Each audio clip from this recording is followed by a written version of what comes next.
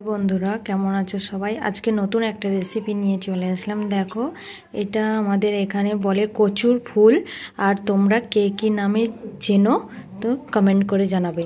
এটাকে কি কেটে নিচ্ছি, দেখো কেমন করে কাটতে হয়।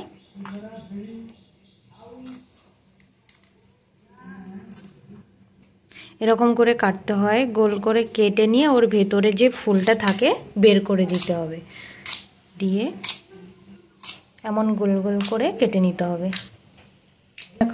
দেখো বন্ধুরা, ধুয়ে নিয়ে এসে এবার কি সেদ্ধ করার জন্য জলে দিয়ে দিচ্ছি।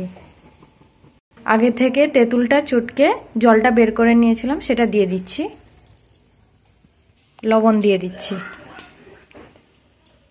এবার একটু নেড়ে আর ঢাকা দিয়ে দেবো। তো দেখো বন্ধুরা, হয়ে গেছে। এবার কি ঢেলে নেব।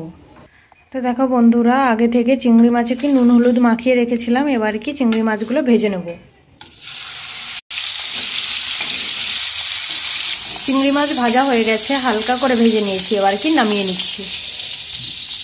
ওই তেলে কালো জিরে আর তেজপাতা ফোড়নে দিয়ে দিচ্ছি। পেঁয়াজ কুচি দিয়ে দিচ্ছি। বেটে রাখা আদা রসুন দিয়ে দিচ্ছি, আর সঙ্গে টমেটো কুচিও দিয়ে দিচ্ছি। মশলার ওপরে পরিমাণ মতো লবণ দিয়ে দেবো। যে যেমন ঝাল খাও সেরকম কি পরিমাণ মতো ঝাল দেবে। হলুদ গুঁড়ো। দেখো বন্ধুরা, মশলা থেকে তেল ছেড়ে গেছে। এবার কি ডুমো ডুমো করে কেটে রাখা আলুগুলো এর মধ্যেই দিয়ে দেবো। কেউ আলু দিয়ে রান্না করে খেতে পারো, কেউ আলু ছাড়াও রান্না করে খেতে পারো। এবারে সেদ্ধ করে রাখা কচুর ফুলগুলো দিয়ে দেবো। এবারে ভেজে রাখা চিংড়ি মাছগুলো দিয়ে দেবো।